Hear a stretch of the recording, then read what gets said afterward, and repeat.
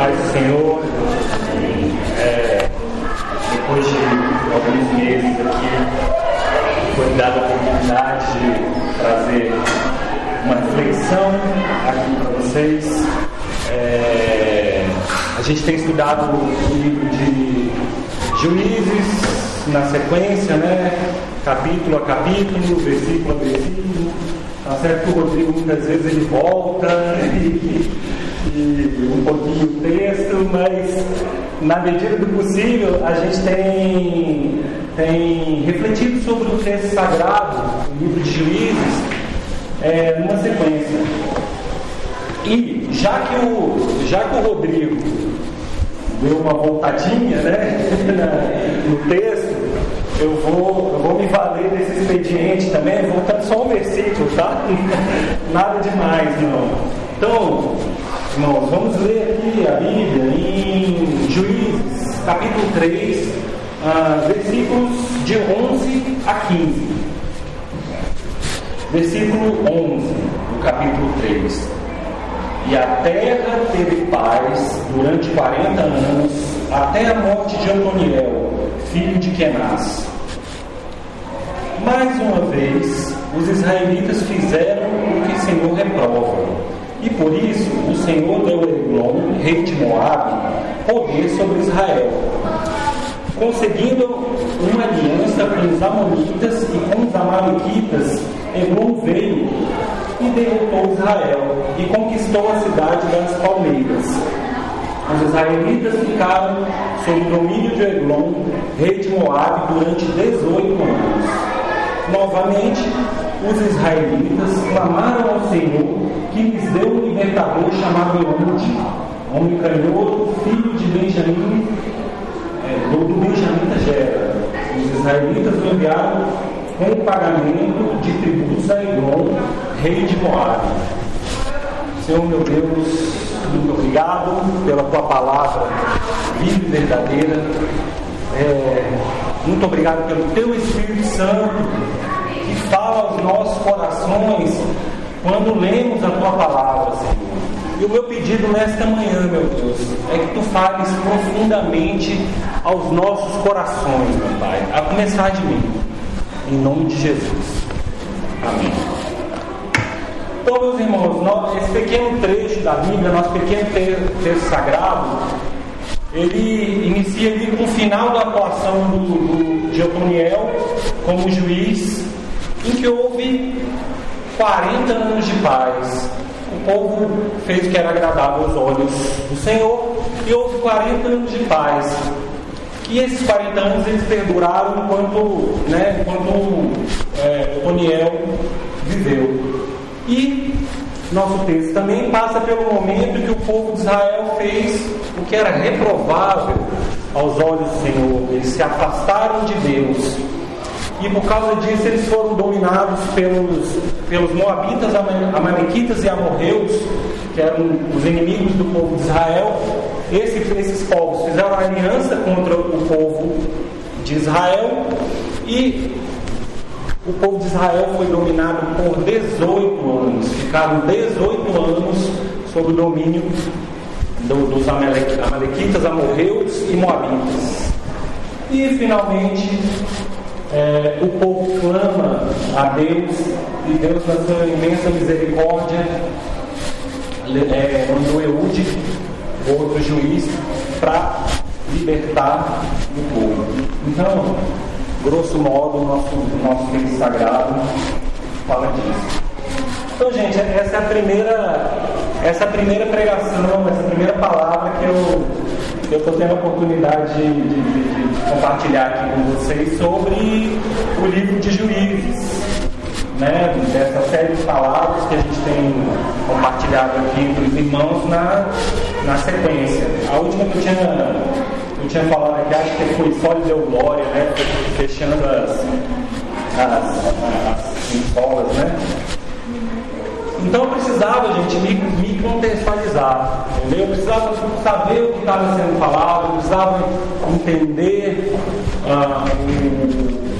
o livro que a gente estava estudando para poder compartilhar alguma coisa aqui com vocês.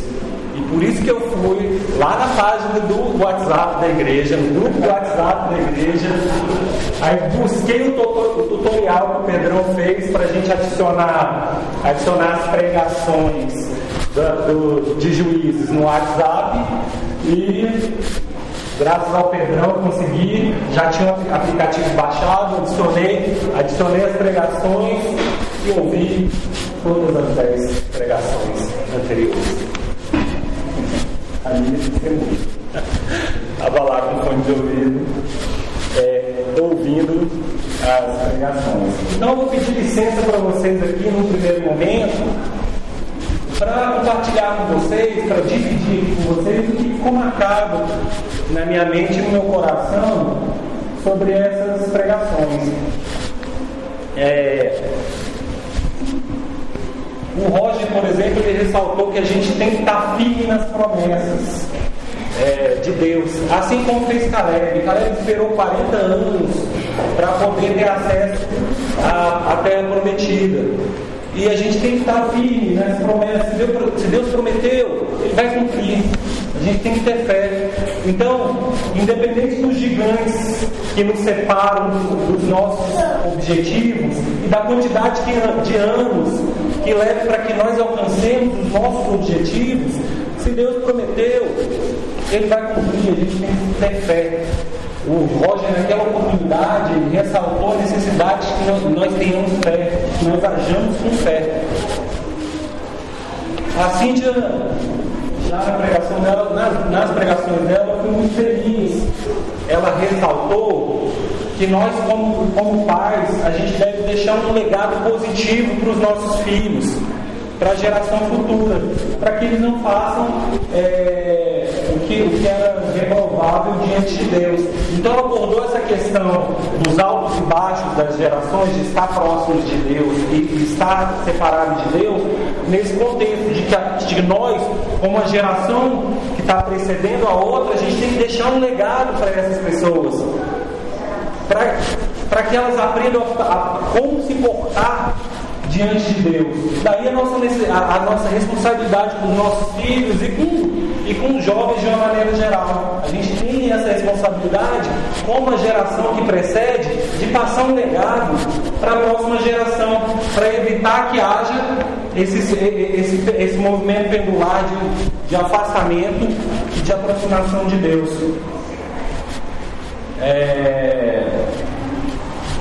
Ela também ressaltou sobre a necessidade das crianças se portarem como cristãos, falou da necessidade da gente ter uma visão de reino, não estar envolvido apenas no nosso projeto, mas assim, se preocupar em repassar como cristãos a nossa maneira de proceder, para que a próxima geração vá bem. O Adriano, ele falou sobre esse ciclo de buscar o Senhor e se afastar, que está descrito aí nesse livro de Juízes, sob uma outra ótica. Ele falou que buscar a Deus que eles colocavam em prática, ele não era feito com integridade, não era feito com inteireza. Ele explicou que buscar a Deus é ser íntegro e se entregar de coração para Deus. Ele disse que nesse sentido, se a gente não busca a Deus com integridade, a gente perde a efetividade. Foi isso que eu consegui extrair dele. Então a gente, ao viver nesse ciclo de aproximação e afastamento de Deus, a gente volta para a estaca zero. A gente não pode fazer aquilo que... A gente deixa de fazer aquilo que poderia ter feito para Deus. Então foi isso que o Adriano... Foi pelo menos o que mais me marcou daquilo que ele falou. E o Rodrigo, que foi quem me entregou em mais oportunidades, além de ter contextualizado o livro de Juízes, ele ressaltou a necessidade da obediência total a Deus, né? Também ressaltou essa questão da obediência. E nesse sentido, diz que o povo de Israel, naquela época de Juízes, ou ele dava um jeitinho e fazia menos, né, do que Deus havia mandado, ou eles tentavam ajudar Deus fazendo mais do que aquilo que Deus havia mandado. Isso também é uma forma de desobedecer. Na medida em que você tenta ajudar Deus, fazer aquele a mais que é por sua conta, é uma forma de desobediência também. E ele falou também que milagre não converte ninguém.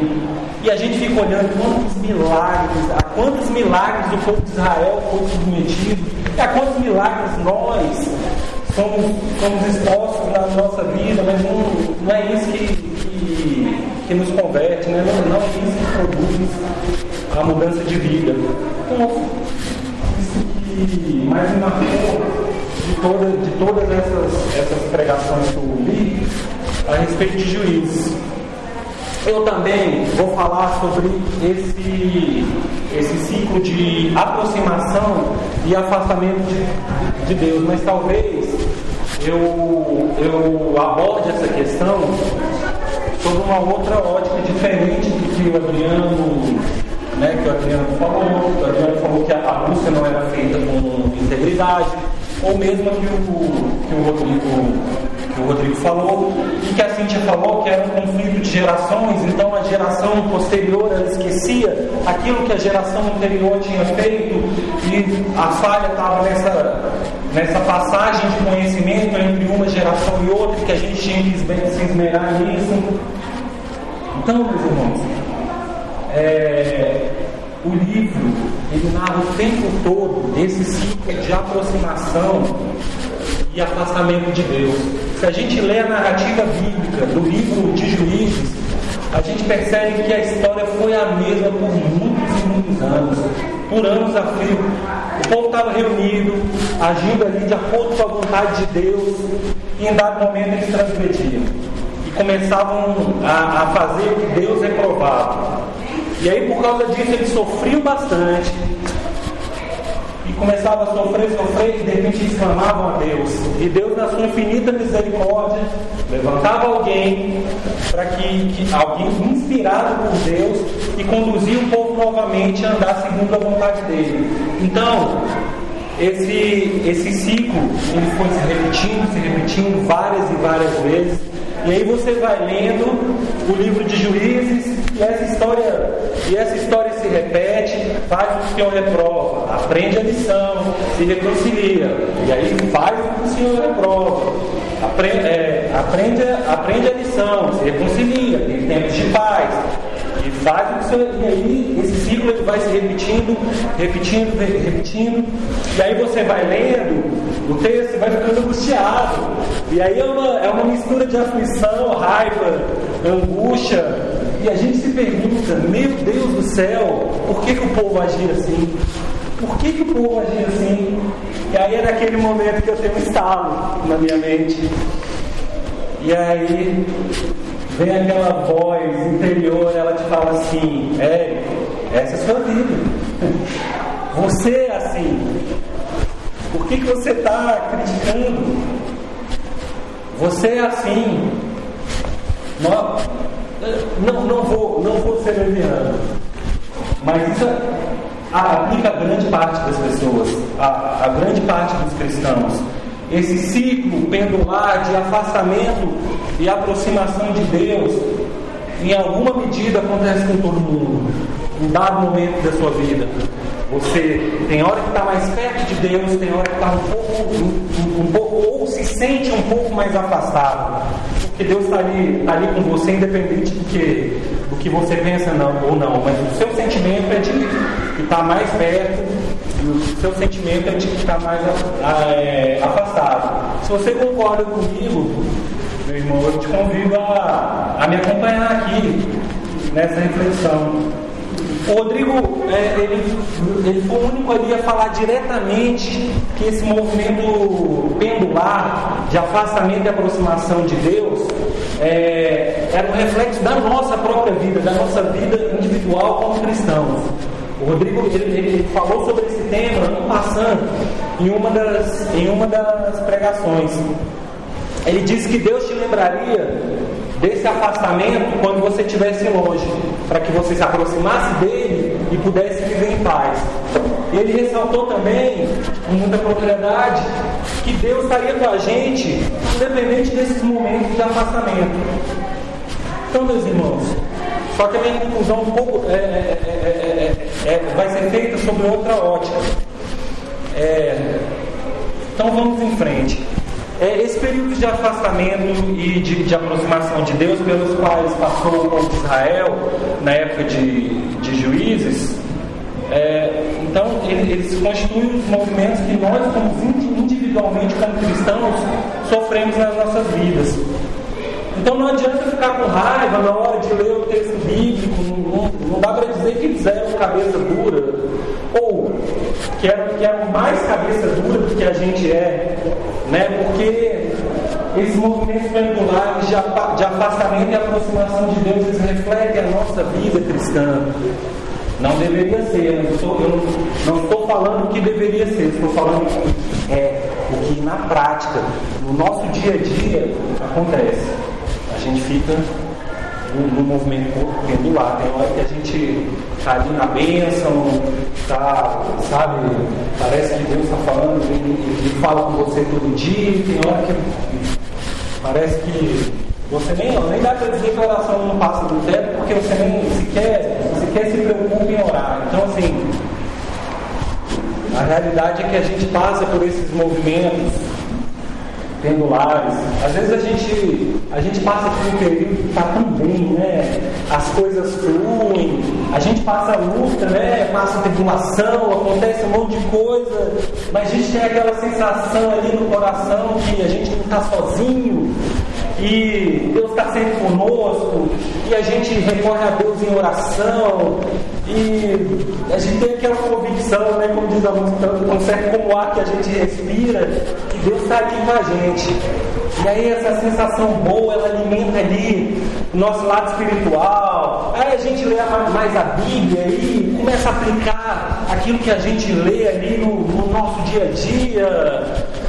Só bênção, a atmosfera de paz, apesar de ter luta, apesar de dificuldade, você se sente em paz.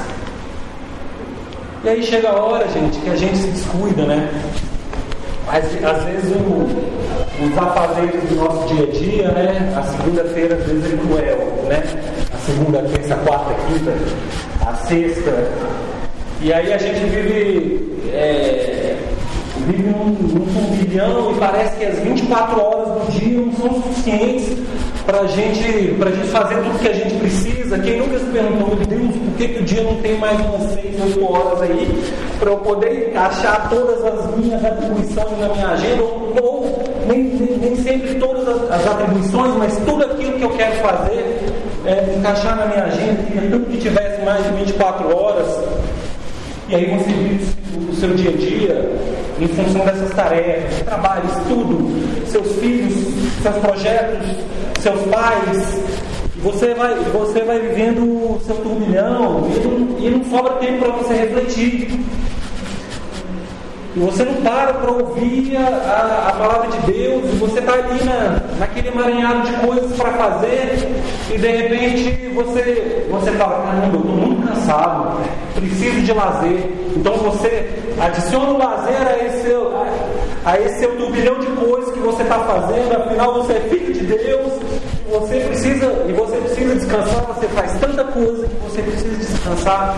E aí, meus irmãos, quando você vê nessa fase da sua vida, não te sobra tempo para ouvir a palavra de Deus, não te sobra tempo para ler a Bíblia, você não se sente motivado para aplicar no seu dia a dia os ensinamentos bíblicos, até porque eles não estão passando pela sua cabeça naquele momento, porque você está tão cheio de coisas para fazer que não sobra tempo para nada.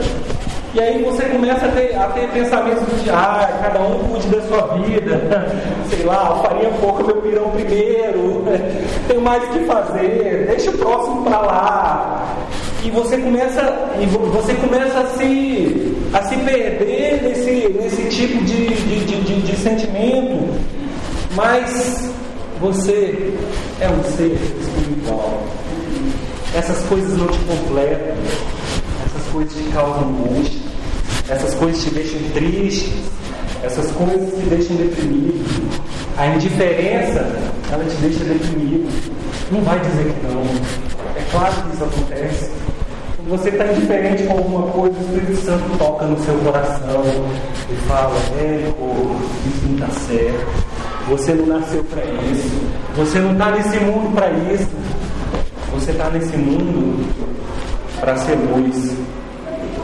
E aí você entra num processo de tristeza, pode ser de depressão ou de chateação. E a angústia vai tomando conta de você. E naquele momento que você se sente longe de Deus, está angustiado, atarefado, deprimido, é aquele momento que Deus, na sua imensa misericórdia, fala com você. E aí você abre a Bíblia e começa a ler um texto e de repente você depara com aquele texto bíblico que te impacta. Nunca fez a menor diferença para você. Mas ele salta ali, salta aos seus olhos, assim, parece que tem um destaque, parece que tem um leão ali. E você fica pensando: meu Deus, como eu nunca percebi isso. Isso aí acredito que já tenha acontecido com todo mundo aqui. E aí você começa a ler e se depara com aquele versículo, ou você abre o podcast do Pedrão e se depara que com aquela pregação que foi feita sob encomenda para você, que você ouve mais rápido ali, você acelera a velocidade, porque você só tem até o seu trabalho para terminar de ouvir. E aí Deus fala no seu coração. E aquela música que fica martelando na sua cabeça e parece que vai derrubando seus muros ali com aquele martelo, derruba seus muros e derruba suas máscaras, e de repente você se vê ali do jeito que você é de verdade diante de Deus. E nunca se sentiu isso, esse movimento de reaproximação, esse movimento angular. Mas na hora da aproximação, que você se livra de toda aquela angústia, e você se livra de toda aquela depressão, e de repente Deus começa a falar com você, e aí você se lembra: meu Deus, como eu fui bobo, para não falar alguma coisa pior, como eu fui bobo de ficar esse tempo todo longe de Deus. Ele é que completa a minha vida, Ele é que preenche meu ser, Ele que me dá o bálsamo. Os problemas, as decepções, as frustrações, a nossa rotina ela vai continuar a mesma, mas Deus te preenche de uma maneira diferente, de uma maneira especial. E aí você se sente um bobo. Como é que você se deixou cair aí nessa esparrela de ficar assim se mesmando, se vivendo ali de acordo com a sua própria rotina, no seu dia a dia, sem virar sua face para Deus, e sem dar atenção para aquele Deus que está ali contigo o tempo inteiro, mas sem prestar atenção nesse Deus e sem usufruir dos benefícios que é o seu sentimento de estar próximo de Deus. E aí você se sente um bobo. E aí é a hora que eu me pergunto: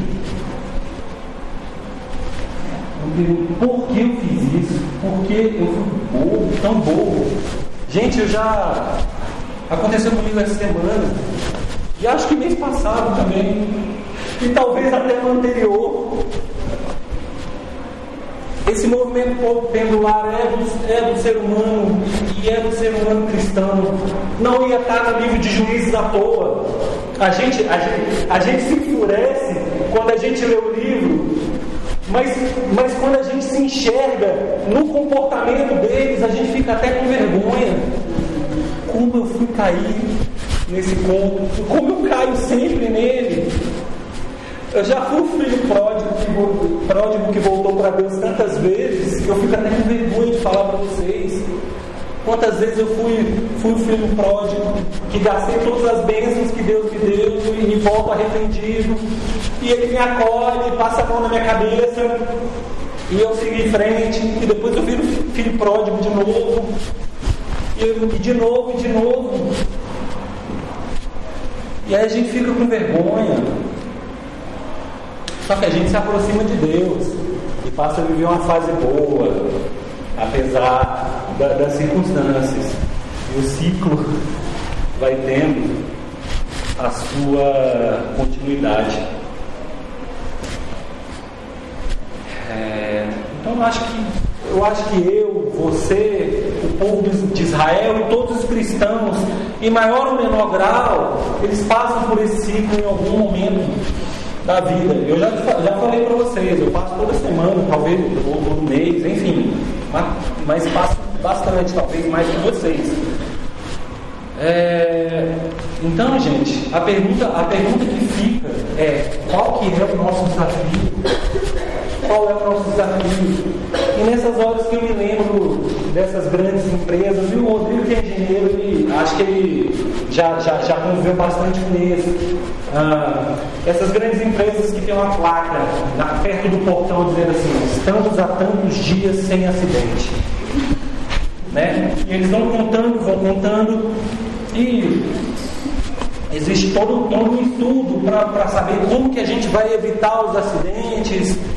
E o objetivo das empresas não é eliminar totalmente o acidente do dia a dia das empresas, porque eles sabem que isso é impossível, que não dá. Dependendo da atividade, um ou outro evento vai acabar acontecendo.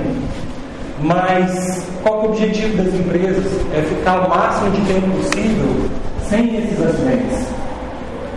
Então, meus irmãos, baseado aí nessa analogia que eu fiz com o comportamento das empresas, eu acho que o nosso desafio é ficar o máximo de tempo que a gente puder próximo a Deus.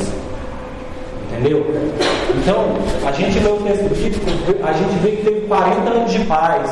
Da outra vez teve 80, de 80 foi mais ok, foi legalzinho, foi bom, ficaram 80, entendeu? Então a gente tem que ficar o máximo de tempo possível perto de Deus. E dentre as várias coisas que a gente pode fazer, eu vou citar algumas, e talvez vocês tenham outras, mas, meus irmãos, orar sem cessar. Se você orar todo dia, isso vai fazer você lembrar que existe ali um ser superior a quem você pode se reportar. Então, é uma forma de, mesmo no seu emaranhado de coisas para fazer, no turbilhão que é esse dia a dia, ore a Deus, se reporte a Deus. Por mais vazio, por mais seco que você se sinta, não se prive de se relacionar com Deus. Não se prive de falar com Deus, não se prive de expor para Deus a sua vida. Ouvir, ler, refletir sobre a palavra de Deus, isso é tão importante. Isso é tão importante. Seja através da própria Bíblia, de cânticos de louvor, de livros de cristãos que falam de Deus. Mantenha-se ali em contato com esse tipo de coisa que vem de Deus. Essa reflexão constante vai fazer você ter boas atitudes e baseados no ensinamento sagrado, vai te manter mais perto.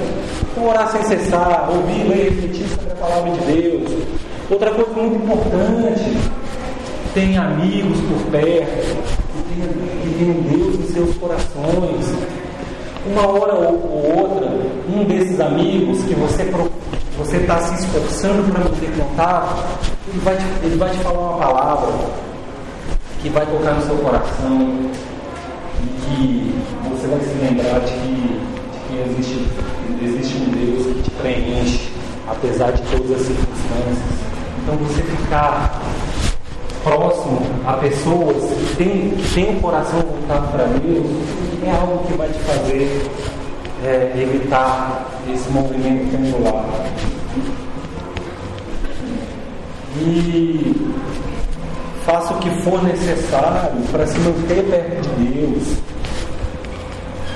Ao invés da angústia, da depressão e do peso que muitas vezes a vida te traz, você vai viver cheio do Espírito Santo. E eu testemunho para vocês, viu, meus irmãos? Se por um lado eu estou testemunhando para vocês meus períodos de afastamento de Deus, eu também tenho muita tranquilidade para testemunhar para vocês os períodos em que eu estou próximo de Deus. Que eu estou próximo de Deus. E eu vou falar uma coisa para vocês. Não tem nada no mundo, nada nesse mundo que seja melhor do que viver na presença de Deus. Não tem nada nesse mundo que seja melhor do que viver na presença de Deus. Não tem nada mais gratificante do que sentir a presença de Deus. A sensação de plenitude, de contentamento é indescritível. Eu não vou conseguir narrar para vocês a sensação que eu sinto quando o Espírito Santo me visita. Não tem nada comparável neste mundo. Então, meus irmãos, eu vou terminar por aqui e dizendo para vocês que o nosso desafio é a gente ficar na presença de Deus a maior quantidade de tempo que a gente conseguir, e que os períodos de afastamento sejam cada vez mais escassos, sejam cada vez menores. Amém? Você não está sozinho. O Senhor te enviou o Espírito Santo para te guiar. Você tem seus irmãos aqui na igreja que ajudam você a ficar mais perto de Deus. Então, eu tenho para dizer para vocês meus irmãos, juntos a gente vai conseguir. Juntos conseguiremos. Amém?